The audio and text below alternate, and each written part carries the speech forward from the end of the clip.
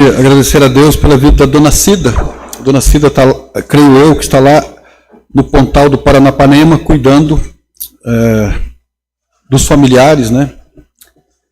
E ela, que não pode vir, está sempre acompanhando pela internet. Hoje nós voltamos a pregar no livro de Deuteronômio.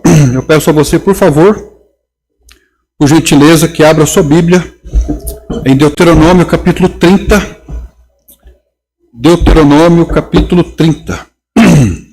O título do nosso sermão hoje é Livre-arbítrio. Livre-arbítrio. Obrigado.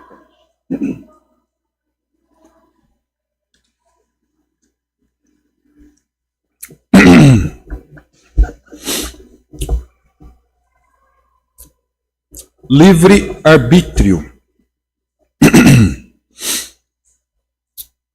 Nós vamos ler apenas alguns versículos e depois nós poderemos ler outros versículos, mas o propósito agora é para nós introduzirmos o sermão de hoje, que leva a esse título: Livre-arbítrio. Na versão trinitariana tem uma divisão aqui, onde se lê: a misericórdia de Deus para os que se arrependem. A misericórdia de Deus para os que se arrependem. Então diz assim o texto de Deuteronômio capítulo 30. E será que sobrevindo-te todas estas coisas, a bênção ou a maldição que tenho posto diante de ti, e te recordares delas entre todas as nações para onde te lançar o Senhor teu Deus, e te converteres ao Senhor teu Deus, e deres ouvidos à sua voz, conforme a tudo o que te ordeno hoje, tu e teus filhos, com todo o teu coração e com toda a tua alma. Então o Senhor teu Deus te fará voltar do cativeiro e se compadecerá de ti e tornará a juntar-te dentre todas as nações entre os quais te espalhou o Senhor teu Deus. Nós vamos ler até aqui, nós vamos fazer alguns comentários, e na medida que nós formos avançando, nós vamos lendo outros versículos. Senhor nosso Deus e Pai, obrigado por ver aqui os jovens, adolescentes, trazendo para nós uma mensagem de desafio, no sentido de evangelizarmos a nossa nação. O nosso país necessita do Senhor Jesus. Nós ouvimos muitos dizerem que o Brasil pertence ao Senhor Jesus, embora esse é o nosso grande desejo, mas nós sabemos que não é. O Brasil, no sentido oficial, e na verdade nenhuma nação pertence de fato ao Senhor. Existem pessoas convertidas por todos os lugares, abençoadas, famílias abençoadas, que têm sido verdadeiros faróis do Evangelho do Senhor, verdadeiros testemunhos do Senhor. Mas a nossa nação é uma nação ímpia, que se desviou ou que está longe dos caminhos do Senhor. Uma nação marcada pelo sincretismo, pelo ocultismo, pela corrupção, pela violência. Mas em meio a tudo isso, sobrevive a Igreja do Senhor Jesus Cristo. Aqueles que são lavados no sangue do Cordeiro, que procuram viver uma vida piedosa e, portanto, uma vida que seja agradável ao Senhor. Nós oramos por essa igreja, pela Igreja do Senhor Jesus Cristo, pela família de Deus em território brasileiro. Que o Senhor fortaleça a todos, ajude a todos a jamais negarem a fé uma vez dada aos santos. Nós oramos pelos líderes dos lares, os pais de família, que o Senhor possa fortalecê-los a cada dia. A nossa nação tem precisado de lideranças familiares. Oramos para que o Senhor fortaleça a todos. Permita que outros se convertam ao Evangelho e sejam também transformados por ele. E agora aqui nos ajude a meditarmos neste texto de Deuteronômio 30, quando mencionaremos sobre uma outra nação, a nação de Israel, há milhares de anos atrás. É no nome de Jesus Cristo que nós oramos. Amém. Ok.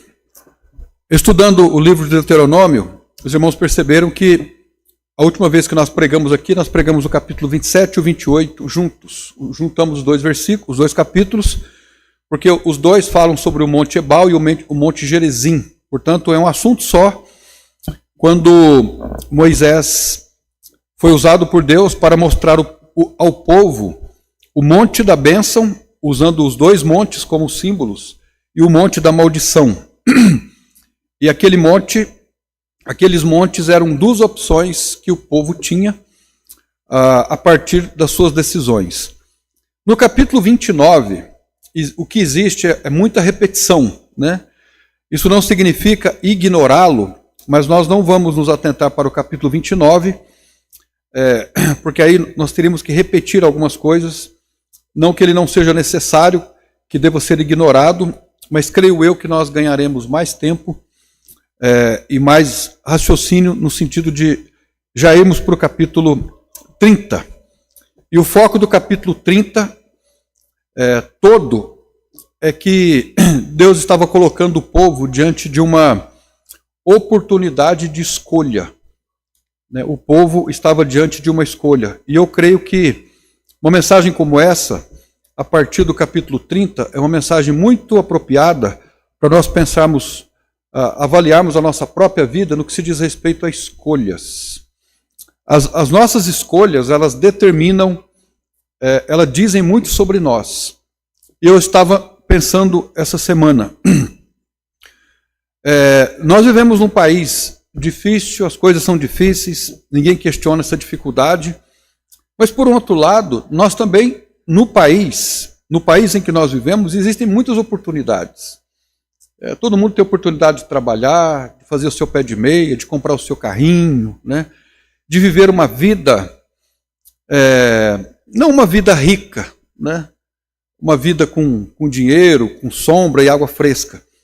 Mas é possível todos nós termos ali, mesmo que seja uma casa alugada, ter o seu lugar para morar, comprar o seu carrinho, de vez em quando comer uma pizza, né? Comer um cachorro quente de vez em quando, convidar alguém para tomar um café na sua casa. Então, nós não temos uma dificuldade tão grande assim, nesse sentido de prosperarmos, de vivermos uma vida boa. Né? Uma vida boa não é uma vida com muito dinheiro. Na verdade, a prosperidade bíblica tem pouca relação com dinheiro, porque existem pessoas que têm muito dinheiro e que não são prósperas. Existem pessoas que têm pouco dinheiro e são prósperas. Porque o conceito de prosperidade, ele tem muito a ver com contentamento, com viver contente com aquilo que tem, seja muito ou seja pouco. Né? Agora, muitas pessoas hoje, quando nós olhamos assim, o panorama, no sentido geral, porque é isso que o texto aqui nos traz, o texto fala para nós sobre prosperidade material, sobre plantar e colher, sobre colocar os animais para reproduzirem, e os animais se reproduzirem e produzir riqueza para as famílias. É isso que diz o livro de Deuteronômio. Então, é uma teologia da prosperidade, no sentido da palavra. A teologia da prosperidade, ela é uma teologia bíblica quando aplicada a Israel, não à igreja. A igreja, as bênçãos são espirituais, prioritariamente. E depois elas são materiais também. Porém, hoje, nós muitas vezes nos colocamos em situações difíceis, em situações financeiras difíceis, em situações muito embaraçosas por causa de escolhas erradas. Né? Não é porque não teve oportunidade, mas porque foram feitas escolhas erradas. Eu cresci num contexto, por exemplo, quando eu era menor, eu ouvia minha mãe falando, olha, o fulano de tal comprou um terreno. O fulano de tal ganha um salário mínimo, comprou um terreno, construiu o pé de meia dele. Né? E foi administrando. E o mineiro, não são todos, mas o mineiro é muito assim controlado com as coisas dele. Né, dona Regina? Administra. Agora, isso não é uma característica do mineiro, né? Mas eu estou dizendo que o mineiro é assim.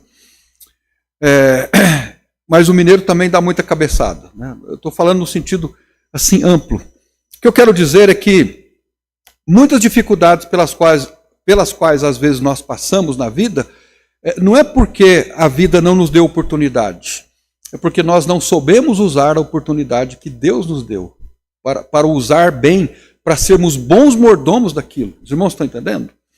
Então é isso que diz o texto aqui no capítulo 30, sobre escolhas.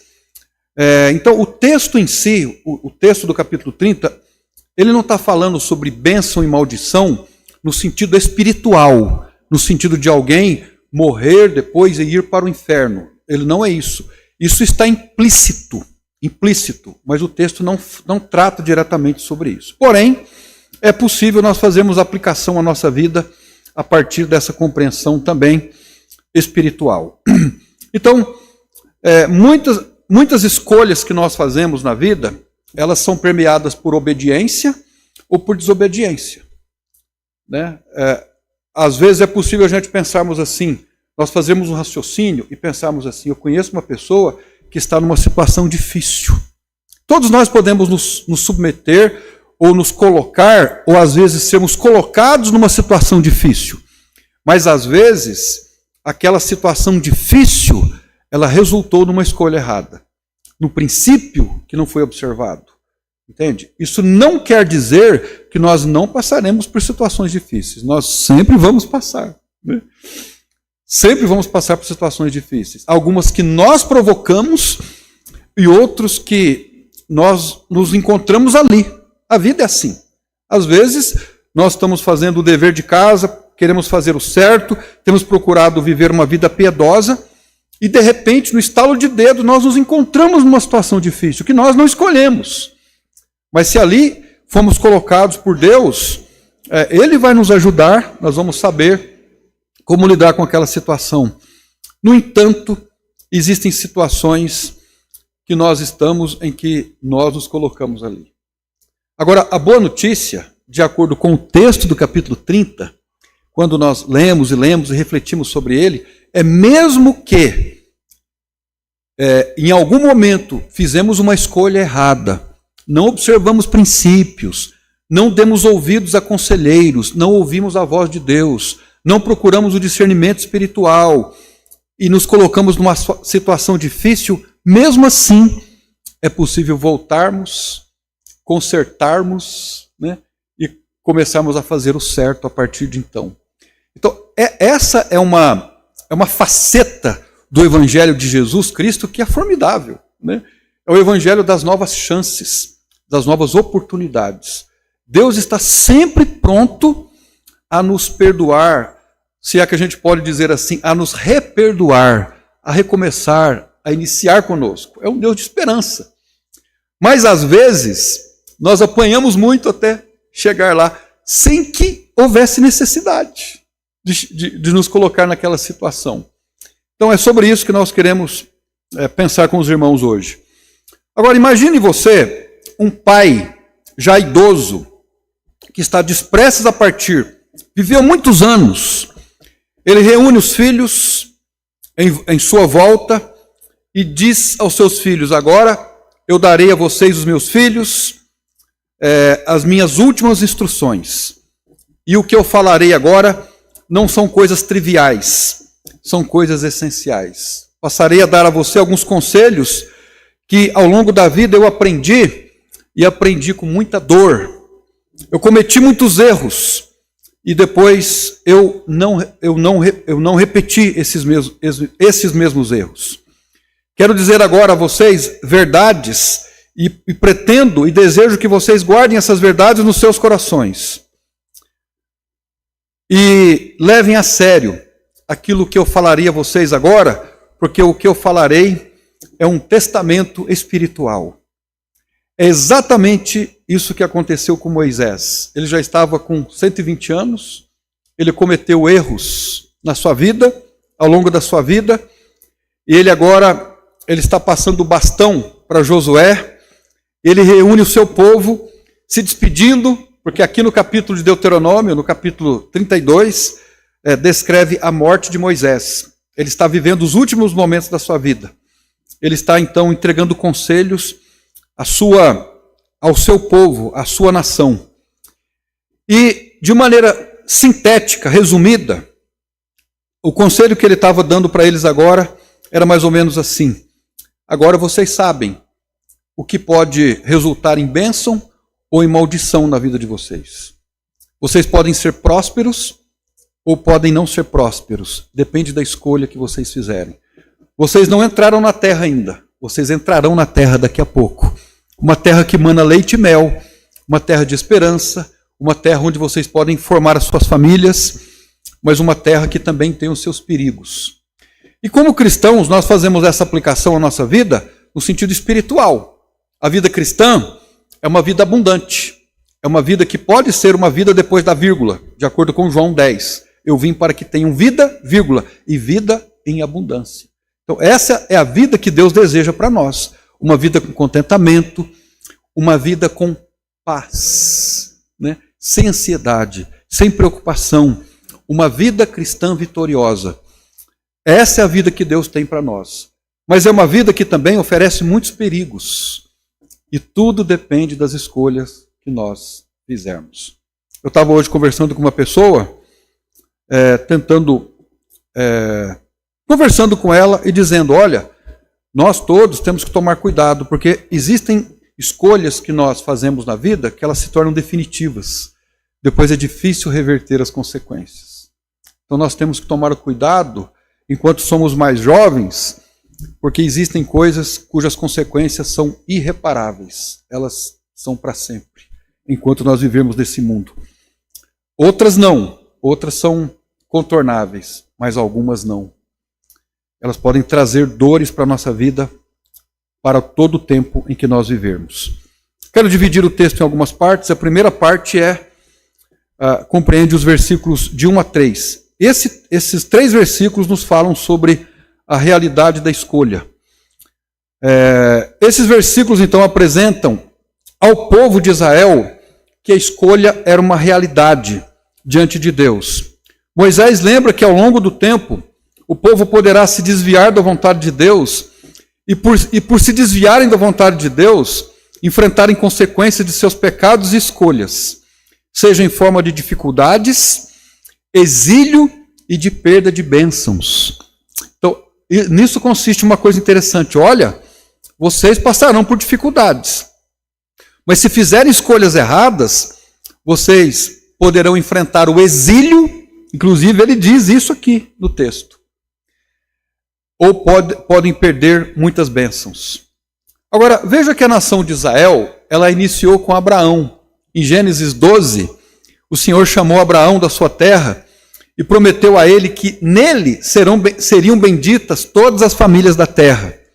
Então Deus escolheu Abraão e Israel para um alcance universal, querendo Deus abençoar todas as famílias da terra. Então o chamado de Deus para Israel foi um chamado coletivo para bênção e para serviço.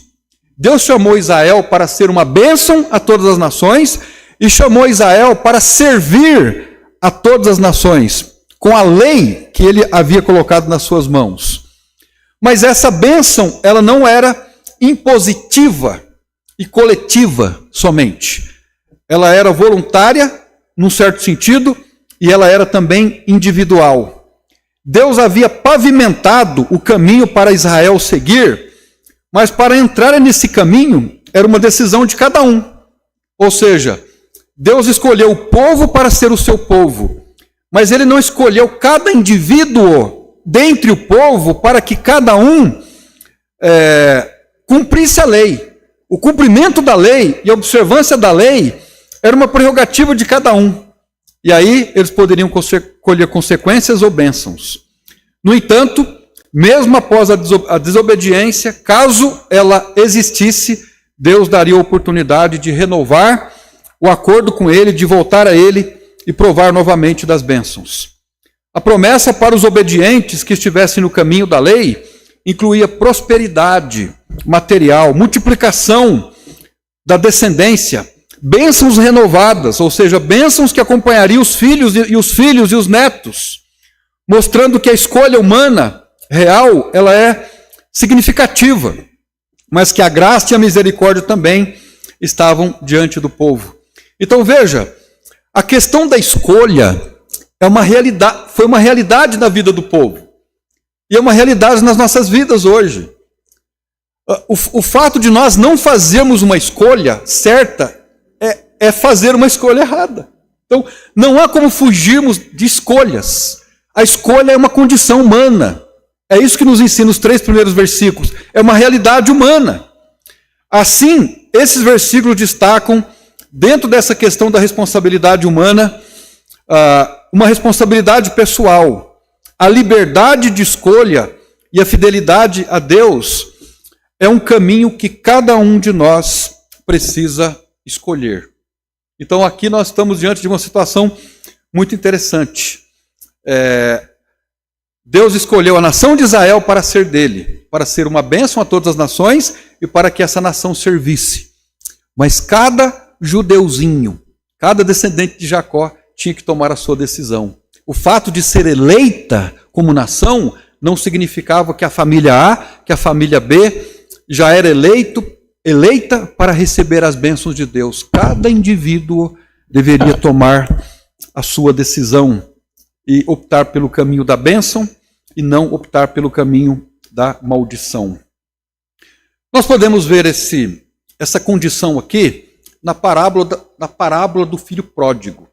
A parábola do filho pródigo, ela ensina para nós muitas lições, né? Ela pode ser comparada ali aos judeus, aos gentios, ela pode ser comparada assim, mas ela também é uma ilustração muito viva da condição daquele filho que vive a mordomia na casa do pai, mas que de repente se deparou com uma escolha.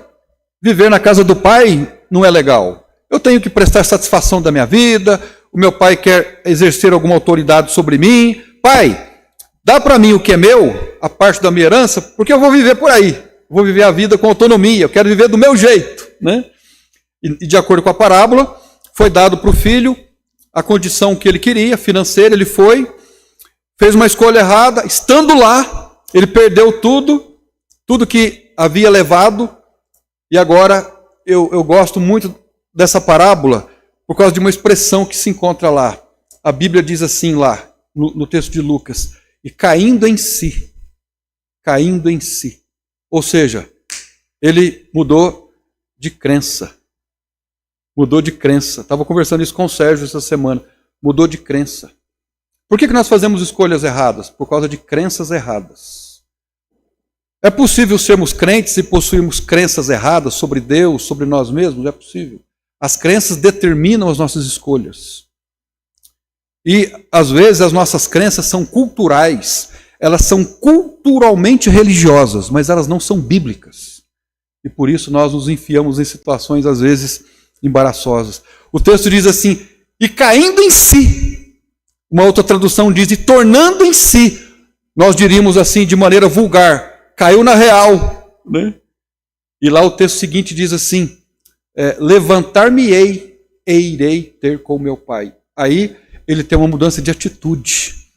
Uma crença certa gera uma atitude certa, consequentemente. E ele volta para a casa do pai, e o pai o recebe, dá para ele tudo o que ele tinha antes. Né? Agora, essa parábola nos ensina, então, que assim como Israel, esse menino, o filho pródigo quer dizer esbanjador, ele se afastou do pai, ele escolheu viver longe do pai, colheu as consequências, sofreu as consequências, e agora ele quer voltar. E voltou. Né? Ele voltou para o aconchego do pai. Mas ele se deparou com a realidade da escolha.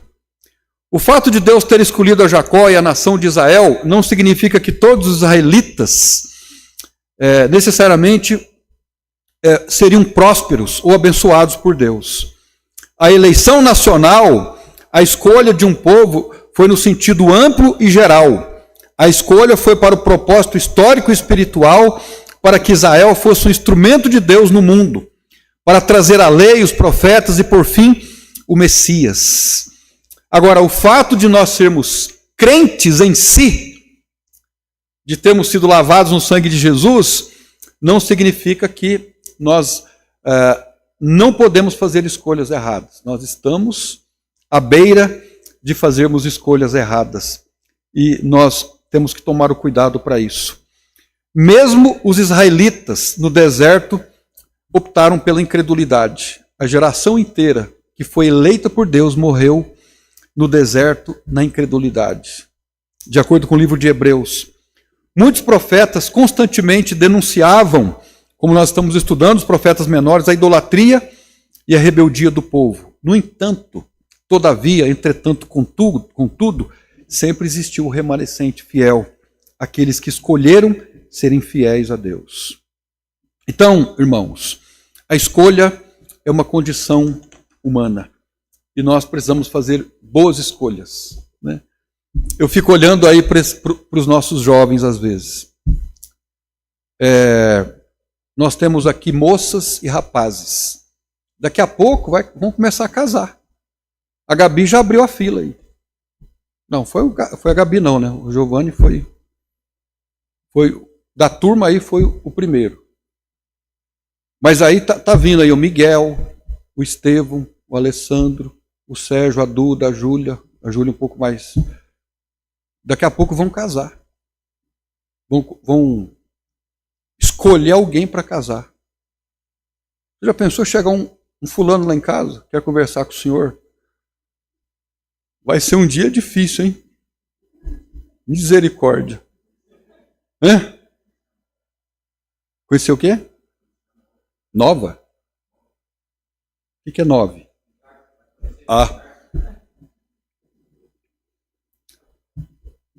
Então, mas você já pensou ver uma das filhas diante de uma escolha de casar com alguém? É um trem atrapalhado isso, é difícil. Não é? Escolher uma igreja é uma tarefa difícil também, né? Eu não vejo que é uma tarefa fácil escolher uma igreja onde eu vou levar minha família, como a Aline comentou hoje. Eu já falei para os irmãos que eu procuro sempre ser na igreja, contribuir para que a igreja seja uma igreja onde eu levaria minha família. Eu acho que essa deve ser uma escolha de todos nós. Eu vou trabalhar para que a minha igreja seja um lugar onde eu quero que a minha esposa esteja, que os meus filhos estejam, para ali crescerem e se desenvolverem. Essa é uma questão de escolha. A escolha é uma condição e nós não temos como fugir. Nós vamos fazer escolhas boas ou más. E isso tem uma consequência para nós, boas ou não. Em segundo lugar, nos versos de 4 a 10, o assunto desses versículos é sobre o chamado à obediência. O verso 4 diz assim: ainda que os teus desterrados estejam na extremidade do céu, desde ali te ajuntará o Senhor teu Deus e te tornará dali. E o Senhor teu Deus te trará a terra que teus pais possuíram, e possuirás, e te fará bem, e te multiplicará mais do que os teus pais. E o Senhor Deus te circuncidará o teu coração e o coração de tua descendência, para amares ao Senhor teu Deus com todo o teu coração e com toda a tua alma, para que vivas. E o Senhor Deus te porá todas essas maldições sobre os teus inimigos e sobre os que odiarem e te perseguirem. Agora veja o verso 8. Converter-te-ás, pois, e darás ouvidos à voz do Senhor, cumprirás todos os seus mandamentos que hoje te ordeno. Então, essa é a segunda parte. Se convertam a mim, se arrependam dos seus pecados. O chamado ao arrependimento, ele é apresentado por todo o livro de Deuteronômio, mas é sempre um chamado muito pessoal, é um chamado para cada pessoa. Agora, nós vivemos hoje numa geração em que grande parte das pessoas, inclusive dos cristãos, se esquiva da responsabilidade pessoal. Quando algo dá errado, é comum apontar para os pais, para a sociedade, para a igreja, para os líderes da igreja, para o governo, para as circunstâncias. Mas às vezes a gente não fala como o filho pródigo, né? Que reconheceu o seu erro, quando ele caiu em si. nós culpamos outras pessoas pelas escolhas erradas que nós fizemos. Como se estivesse sempre fora de nós a velha herança que veio do Éden. Quando Adão culpa Eva, Eva culpa a serpente.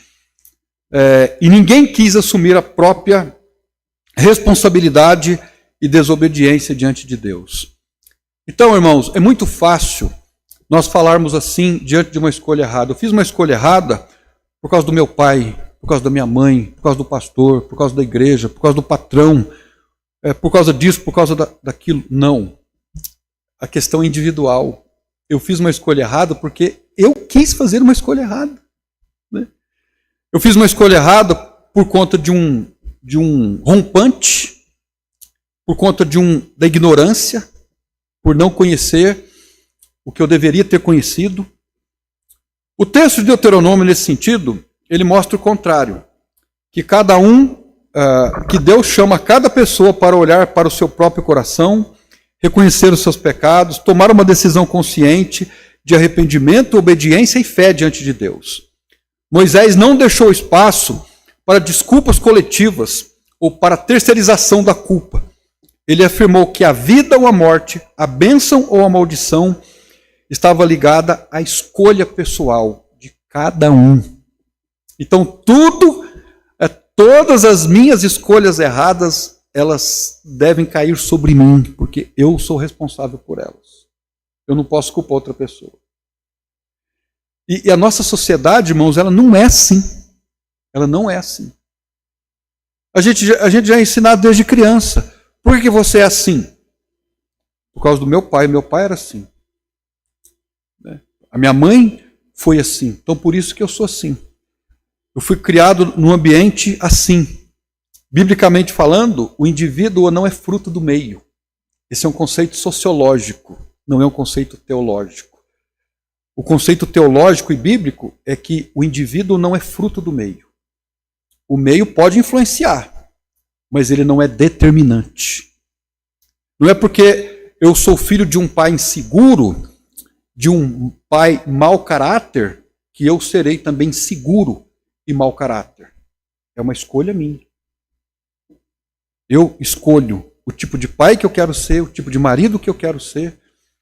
E se eu não aprendi a ser essa pessoa, eu preciso ir atrás, buscar o conhecimento, buscar o modelo e fazer aquilo que o Senhor quer que eu faça. Isso nos confronta hoje, porque muitos querem a bênção, mas não querem assumir o seu compromisso diante de Deus de obedecê-lo. Outros até reconhecem os seus erros, mas sempre estão apresentando as suas justificativas. Eu fiz isso porque o fulano me provocou. Eu errei por causa dessa situação difícil. Foi muito difícil, eu não suportei. Ninguém me ajudou. Né? Essa sociedade de vitimização que a gente vive hoje. Olha que situação na qual eu fui colocado. Ninguém dá bola para mim. Ninguém se importa comigo. Isso é uma construção psicológica. A Bíblia não dá vazão para isso. Né? Uma das coisas que a gente falou para a Duda, a nossa Duda, quando ela chegou em casa, ela tinha quantos anos? Quase 11. E a Adri falou que a Nath é uma bênção para nós. As meninas são bênçãos para nós. Mas a gente vinha lendo sobre questão de criação de filhos em geral, né? Mas uma das coisas que nós falamos para a Duda, no início, que eu falei para a Duda, assim, eu não tenho pena nenhuma de você. Né? Nessa casa ninguém é vítima de ninguém. Sabe o que eu tenho de pena de você? Nada. Zero. Nós não somos vítimas do mundo. Mas a sociedade de hoje, e isso criou um efeito nela, de, peraí, né, isso aqui fez bem para mim. E fez bem. Né? Essa questão de, coitadinho, né? Arreda Satanás. Não tem coitadinho, não. Né? Nós temos que lidar com essa realidade. Por quê? Porque enquanto nós somos assim, não há arrependimento. Vou me arrepender do quê? Eu sou vítima do meu pai, da minha mãe, Não. Eu sofro na carne, nós sofremos consequência do nosso pecado. Enquanto houver justificativa, não há arrependimento. Não havendo arrependimento, não há obediência. Eu posso até criar uma crosta religiosa, bonita, mas nós temos que fazer como Davi, pequei.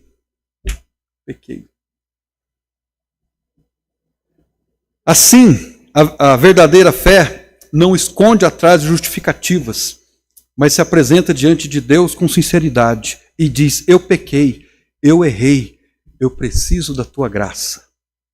Essa disposição de assumir a responsabilidade diante de Deus abre o caminho para a transformação e para a bênção. É isso que nós aprendemos nessa parte aqui de Deuteronômio. Será que nós estamos reproduzindo na nossa vida diária o mesmo padrão de Adão e Eva? A culpa é da minha esposa. Eu sou um crente mais ou menos por causa da minha esposa. Ela me impede de ser alguém fiel. Você sabia disso? Não é verdade, não. Eu não sou um crente melhor por causa do meu marido. Meu marido, acha vida, é o cão chupando manga. Por isso que eu não sou a pessoa... Irmãos, eu posso até entender que possam existir dificuldades. Eu posso até entender. Quando o marido é um cão chupando manga, coitada daquela mulher. Há muitas mulheres hoje que são cristãs que sofrem na mão desses maridos. Eu tenho certeza disso. Mas ainda assim é possível ser cristã. Será que não está na hora de pararmos de procurar os culpados ao nosso redor e assumirmos a responsabilidade diante de Deus para os nossos atos e revisar essa questão de obediência e de responsabilidade? Em termos práticos, essa porção da passagem nos ensina que Deus deseja que seus filhos não apenas reconheçam seus mandamentos, mas que vivam de acordo com eles, que se permitam ser corrigidos. É o que está implícito nas palavras que nós lemos aqui no verso 8. Converterás, pois, e darás ouvidos à voz do Senhor, cumprirás todos os seus mandamentos que hoje te ordeno. Será que nós estamos dispostos a sermos corrigidos? Hoje em dia, de vez em quando eu converso com um pastor aqui, com um pastor ali. Hoje em dia, cuidado com o que você fala para os membros da igreja. Eles podem arruinar com a sua vida. E eu já provei isso. Podem arruinar com a sua vida. Mesmo que você vá lá no particular, chame atenção, com amor, ele pode arruinar com a sua vida. Agora, um cristão consciente, aquele que é um crente, ele vai dar ouvidos. Ele vai dar ouvidos. Eu me lembro que o pastor Paulo Castelã esteve uma vez aqui, eu já contei isso, mas agora me perdoe, vou repetir isso. Ele esteve lá no Iame, lá no Mato Grosso do Sul, em Dourados, com o pastor Isael. O pastor Isael cuida do orfanato lá no Iame. E um dia, sexta-feira à noite, ele falou assim: olha, pastor Paulo, fica aí até amanhã, eu vou matar um carneiro amanhã. Aí o pastor, ok, vou provar de um carneiro, né? Aí no outro dia, o pastor Isael se levantou, afiou lá a faquinha dele, né? A ferramenta, e foi matar o carneiro. Alguém já viu alguém matando um carneiro? Aí o pastor Isael, com aquela frieza, o pastor Isael é calmo, tranquilo. Conhece ele, Carlos? O pastor Isael pegou aquela faca afiadíssima, segurou o carneiro e o sangue jorrou. Sabe qual foi a reação do carneiro? Ele não tem reação nenhuma. Se fosse um bode, ele teria tido uma reação, mas o carneiro não. O carneiro é o marido da ovelha, né? A ovelha não reage. O carneiro não reage. O exemplo está em Jesus, que foi para o matadouro mudo. Ele não abriu a sua boca. Então hoje, quando um pastor corrige uma ovelha, e ela faz como o lobo, aquilo não é uma ovelha. Eu já fui corrigido por membros de igreja, com amor, sem problema nenhum. Todos nós somos assim, devemos corrigir uns aos outros. E quando a gente é corrigido, conforme o autor de Hebreus, no primeiro momento a gente não gosta. Mas depois a gente pensa assim, puxa vida, que bênção foi para mim essa repreensão. Né? Eu não fui um bom pai para o Giovanni. Às vezes a gente... Né, eu já falei para ele ontem. Ontem a gente chorou um pouco lá, conversando, trocando experiências. Né? Eu não creio que exista pai perfeito. Né? Mas às vezes é melhor errar pelo excesso do que pela omissão. Né? E nós temos que tomar o cuidado para não sermos omissos nesse sentido. Né? Imagine um jardineiro cuidando de um belo jardim. Ele semeia, rega, poda, remove as ervas daninhas com cuidado. E se ele apenas olha para o jardim, admira as flores, mas não faz nada para cuidar dele, o jardim logo se enche de ervas daninhas, as flores murcham, a beleza se perde. Mas quando ele age, corrige o que está errado, poda, cultiva as plantas, o jardim continua. Então, Deus está sempre tratando com a gente, podando, né, a gente. A nossa vida precisa de poda e rega. Precisa regar. Né? Nós temos que regar uns aos outros. Chegar uma terrinha. Né? O irmão está desanimado, chega uma terrinha. Às vezes, uma admoestação. Porque se ele vai não querendo se arrepender, Deus vai podar ele. Deus vai podar. Eu estava me lembrando, a Adri vai se lembrar da história.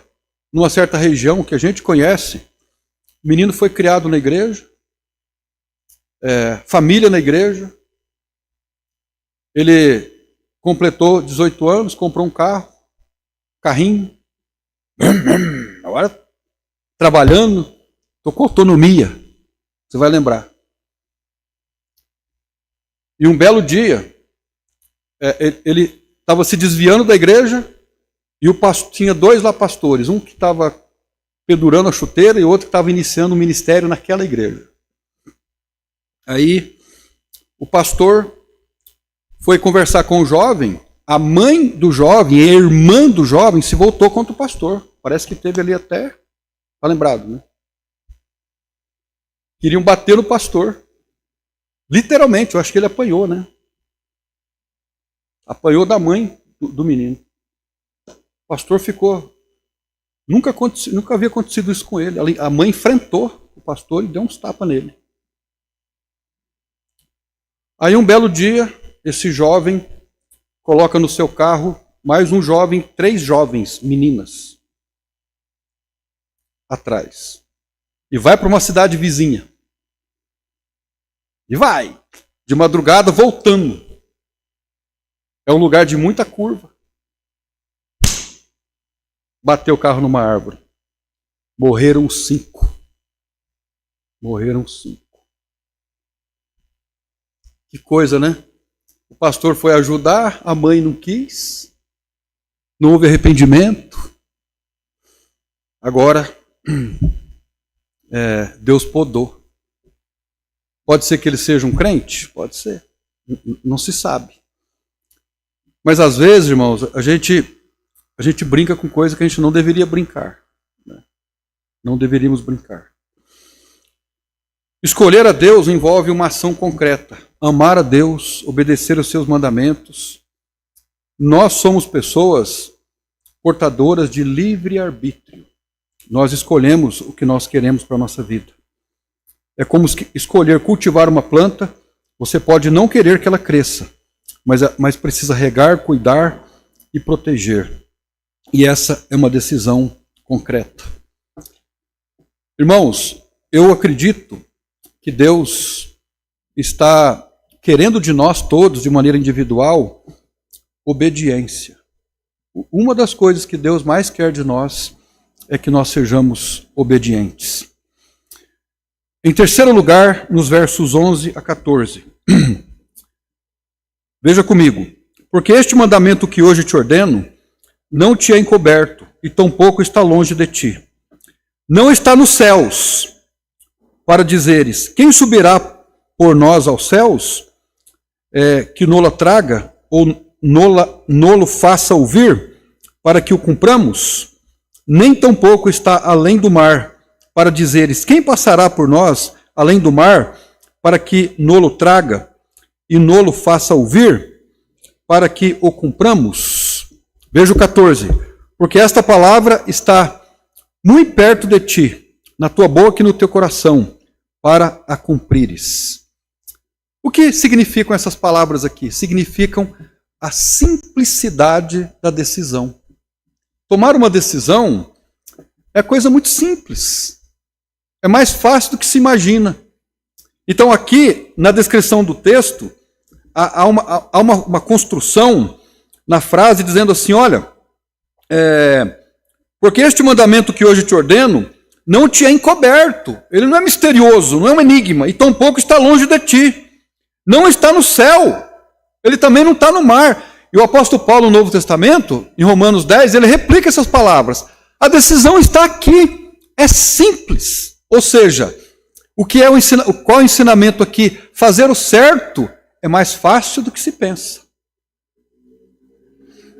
Agora, se fazer o certo é mais fácil do que se pensa, por que boa parte das pessoas fazem o que é errado? Sabe por quê? Dureza de coração. Não que seja difícil, mas é que para fazer o certo é necessário disposição do coração. O coração precisa estar disposto a Deus. O coração precisa estar rendido a Deus. Então, hoje a gente vê pessoas que estão desviadas do caminho de Deus. Você conhece alguém que está desviado dos caminhos de Deus? E a pessoa outrora confessara Jesus, foi envolvida com o Evangelho, e agora a pessoa está longe. Você conversa com a pessoa, aborda a pessoa, mas está muito difícil. É muito difícil voltar, é difícil retornar. Eu não consigo. Não é que a pessoa não consegue, ela não deseja. Conseguir uma coisa, desejar é outra. Não há disposição no coração. A pessoa quer continuar no endurecimento. É isso que diz a palavra de Deus aqui.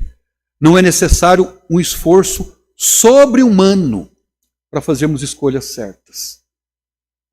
As escolhas são humanas. Lembra do que diz 1 Coríntios 10, 13? Não veio sobre vós tentação sobre-humana. Todas as dificuldades que vêm sobre nós, elas são suportáveis. Então fazer uma escolha certa não é uma questão misteriosa. Ela não é enigmática. Se nós pararmos para pensar, nós vamos descobrir, sem muito raciocínio, que aquilo que é mais difícil para nós fazermos é o que é fácil de fazer. Por exemplo, um filho obedecer o pai ou a mãe. É difícil um filho obedecer? Menino, pega aquilo lá. O menino não vai. É difícil ele pegar aquilo lá? Não. Mas ele não deseja. O coração está duro. Para nós, é difícil demais obedecermos os mandamentos de Deus? Não. Não é difícil demais. Mas às vezes nós não desejamos. A decisão é simples, porque Deus já revelou o caminho. A responsabilidade é pessoal, porque ninguém pode dizer que não sabia ou que era impossível. O obstáculo não é a distância da palavra, mas a resistência do coração. Então, o que nós às vezes percebemos é um coração resistente a Deus. E reticente, às vezes. Em último lugar, terminando, a escolha, vida ou morte. Diz assim, versículo 15. Vês aqui hoje que tenho proposto vida e o bem, e a morte e o mal.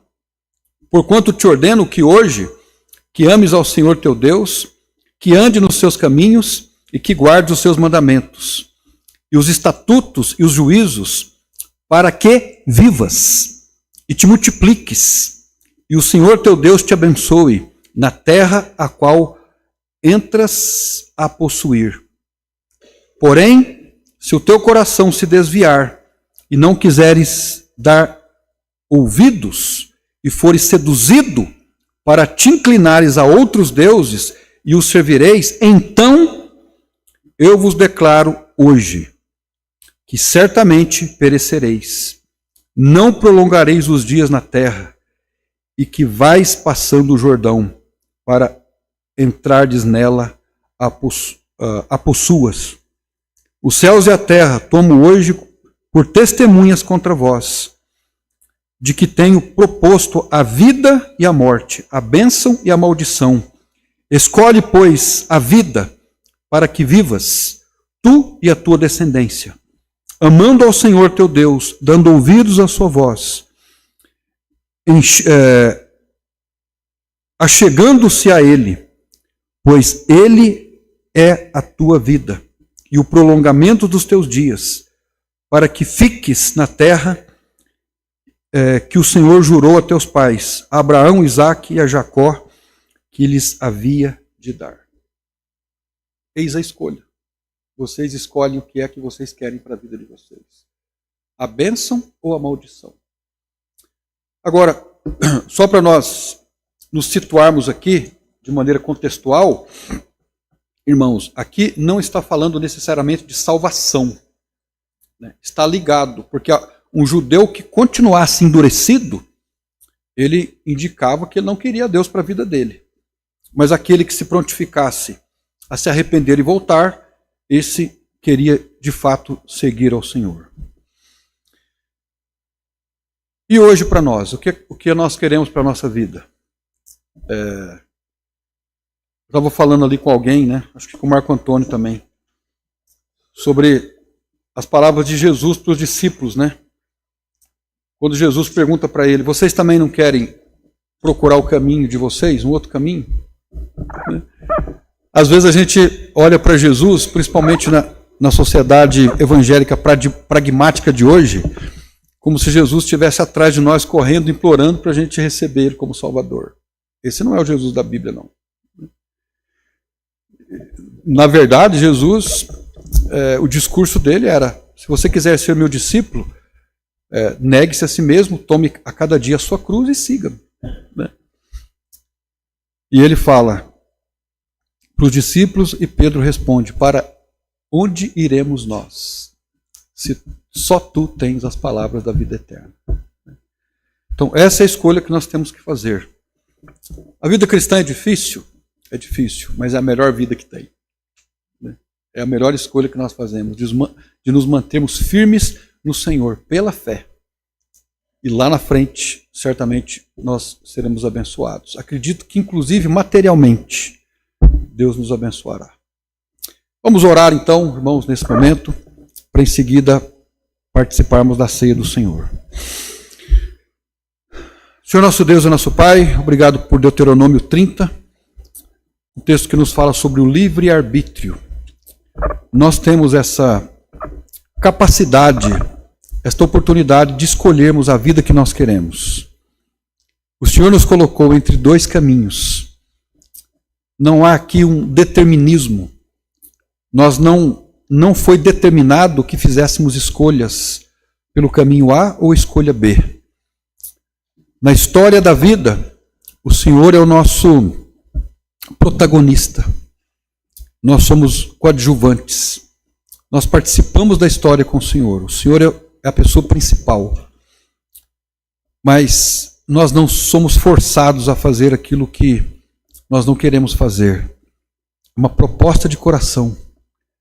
Nós estamos hoje à noite aqui porque escolhemos. Nós cantamos hinos de louvor ao Senhor porque escolhemos. Nós estamos orando agora ao Senhor juntos porque escolhemos orar. A nossa vida é uma questão de escolha. E também a morte é uma questão de escolha. Conforme o Senhor disse ao povo do Senhor, escolham. E lemos sobre essa mesma questão em Josué. Quando Josué desafia o povo e diz: se vos parece mal servir a Deus, escolhei hoje a quem quereis servir, se aos deuses dos amorreus, mas saibam vocês que eu e a minha casa serviremos ao Senhor. Eu entendo aí, Senhor Deus, que Josué tomou a sua decisão individual como chefe de família, de que ele e a sua casa serviriam ao Senhor. E essa é a decisão que nós queremos tomar para a nossa vida, servir ao Senhor. Nós te louvamos, te bendizemos e oramos no nome de Jesus. Amém. Convido os irmãos então para nos ajudarem com os elementos. Nós vamos abrir nossas Bíblias no texto de 1 Coríntios, capítulo 11. Nós vamos ler um versículo.